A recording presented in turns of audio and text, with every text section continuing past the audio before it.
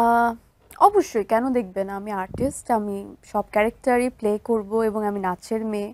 আমাকে দিয়ে যেটা সম্ভব এবং সাবলীল লাগবে আমাকে দেখতে, আমি সেটা করতে খুব স্বাচ্ছন্দ্য বোধ করি। মন্দির, একটু জানতে চাই যে তোমার প্রথম সিনেমা যেটা ছিল একদমই পুরনো গল্পে, তুমি অন্যরকম একটা মানুষ ছিলে, এই গর্জিয়াস মানুষটা ছিল না, একদমই সাদা সিধা একটা নাই ছিল, বাট সে রাজকন্যা ছিল। এই সিনেমায়ও তুমি একজন সাধারণ মানুষের চরিত্রে ক্যারেক্টার পোর্ট্রে করেছো। বাট আমাদের দেশে এখন যেটা হয় যে ছবি মানে অনেকে মনে করে, অনেক দর্শক মনে করে শাকিব খানের সিনেমা হতে হবে, আইটেম সং তো থাকতেই হবে। যে মানুষ এত সুন্দর নাচে, যে মানুষের নাচ দিয়ে মিডিয়াতে আসা শুরু, সে মানুষকে কি আমরা কখনো আইটেম গানে দেখবো, আইটেম সঙ্গে? আহ, অবশ্যই, কেন দেখবে না? আমি আর্টিস্ট, আমি সব ক্যারেক্টারই প্লে করব এবং আমি নাচের মেয়ে।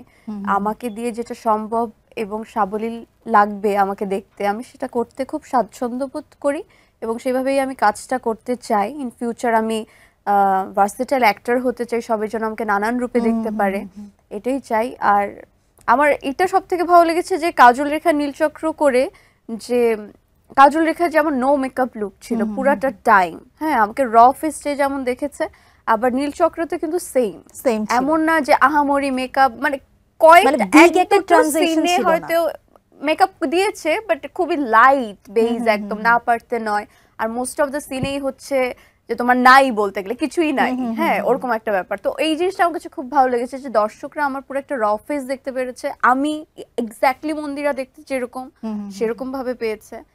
তো এই জিনিসটা আমার কাছে ভালো লাগে। আর তার থেকে বড় ব্যাপার হচ্ছে কমার্শিয়াল ফিল্ম এরকম নাচ গানে তো অবশ্যই করা যায়, চাইলে আরো আগে আমি করে ফেলতে পারতাম, কারণ প্রচুর অপরচুনিটিস ছিল। আমি এটাই আসলে ভাবছিলাম, তুমি এই কথাটা সবসময় বলো যে এই দিক থেকে বলা যায় যে তুমি অনেকটা ব্লেসড।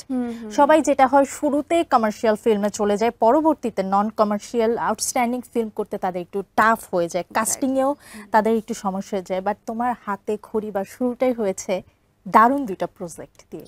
এটা তোমার জন্য আমার মনে হয় খুব বড় একটা ব্লেসিং ছিল। দ্যাটস ওয়াই ডিরেক্টর এত ভালো ভালো আমার ভাগ্যে পড়েছে, আমি কি করব।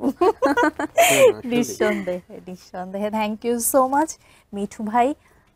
আপনি বলা যায় যে একটা বিগ স্পয়লার দিয়েই দিয়েছেন, নতুন একটা সিনেমা নিয়ে আসতে যাচ্ছেন, রোমান্টিক হবে। সো আমরা সেটা খুব শীঘ্রই কি পাবো, নাকি আরেকটা ঈদুল ফিতর বা ঈদুল আজহা পর্যন্ত ওয়েট করতে হবে? আমি আরেকবার কোশ্চেনটা শুনতে চাই। নতুন মিঠু ভাই, বলা যায় যে একটা স্পয়লার দিয়ে দিয়েছেন, আমরা নতুন আরেকটা সিনেমা পাবো, খুব রোমান্টিক একটা সিনেমা, যেখানে আপনার বর্তমানে যে নায়িকা আপনার পাশে বসে আছে সেই নায়িকা থাকবে।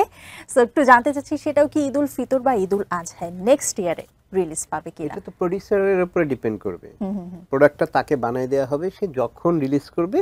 আর এটা তো স্পয়লার না, এটা রিভিল করে দেয়া। আচ্ছা, স্পয়লার তো অন্য জিনিস, তো রিভিল করে দেয়ার আর বললাম আর কি। তো প্রসেস চলতেছে, স্ক্রিপ্টিং চলতেছে, ডেভেলপ হচ্ছে। আশা করি দর্শক অন্যভাবে নিবে, আমি জানি না আমার আর্টিস্টটা কেমন করবে। এই যে ভিন্ন প্রেক্ষাপটে একটা সিনেমা তৈরি করলেন নীলচক্র, জেনজিদের নিয়ে, বর্তমানের যে সমস্যাগুলো নিয়ে, এর পেছনে কি কোনো স্পেসিফিক কারণ ছিল যে বাস্তব জীবনে কোনো অভিজ্ঞতাকে কাজে ছিল, লাগিয়ে? কারণ আমি প্রায় বলে থাকি যে আমাদের এই সিনেমাটা আমরা একটা ফেসকে ধরে ইন্সপায়ার্ড হয়ে ওই জায়গাটাকে আমরা এই জেনজির মধ্য দিয়ে চলে গেছি।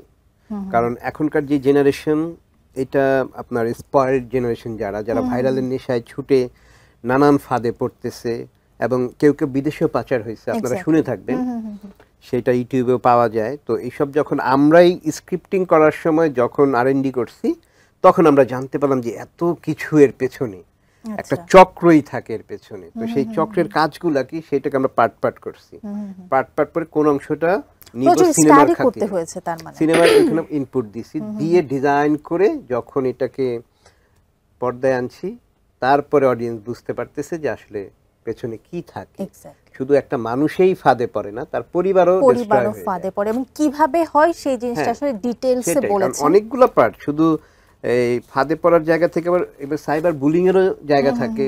আপনারা জানেন যে সাইবার বুলিং এর কারণে অনেক উপজেলা জেলায় মেয়ের আত্মহত্যা করছে। তো আমরা সেই পার্টও আমাদের সিনেমায় আছে। তারপরে ভিডিও লিক থেকে শুরু করে কত রকম তাদের টর্চার করা হয়, সেগুলো সব কিছু মিলাই নীলচক্র একটা জার্নি।